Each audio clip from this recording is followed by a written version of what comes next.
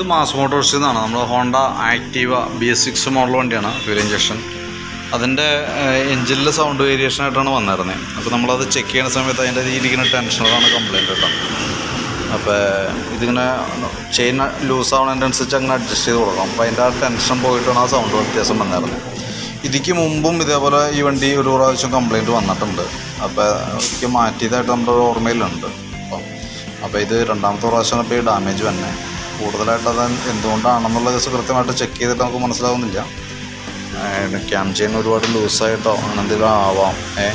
ഡീറ്റെയിലായിട്ട് ഇനി കംപ്ലയിൻ്റ് എന്തെങ്കിലും വരാണെന്നുണ്ടെങ്കിൽ നമുക്ക് ഡീറ്റെയിലായിട്ടൊന്ന് ചെക്ക് ചെയ്യേണ്ടി വരുന്നത്.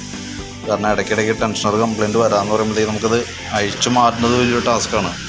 കാരണം ഫുള്ള് സെൻസർ യൂണിറ്റ് കോൺട്രാക്റ്റുകളൊക്കെ വിടിയിക്കണം. അതിനകത്തൊന്ന് ഫുള്ളായിട്ട് അഴിച്ചാൽ നമുക്ക് അതിൻ്റെ ഉള്ളിലാണ് വരാം. അപ്പോൾ എന്തായാലും ഇപ്പോൾ നിലവിൽ കംപ്ലയിൻറ്റ് റെഡി ആക്കിയിട്ടുണ്ട് കേട്ടോ. അപ്പോൾ കൂടുതലായിട്ട് ഇനിയിപ്പോൾ പെട്ടെന്ന് എന്തെങ്കിലും കംപ്ലയിൻറ്റ് വരാണെന്നുണ്ടെങ്കിൽ നമുക്ക് ഡീറ്റെയിലായിട്ടൊന്ന് ചെക്ക് ചെയ്ത് നോക്കാം എന്തിൻ്റെ ആണെന്നുള്ളത്. സാധാരണ രീതിയിൽ അങ്ങനെ കംപ്ലയിൻറ്റ് വരാറില്ല, പൊതുവേ കംപ്ലയിൻറ്റ് കുറവാണ്. ഇതെന്താ പറ്റിയേക്കണെന്നുള്ള കൃത്യമായിട്ട് നമുക്ക് അറിയുന്നില്ല. ഓക്കെ.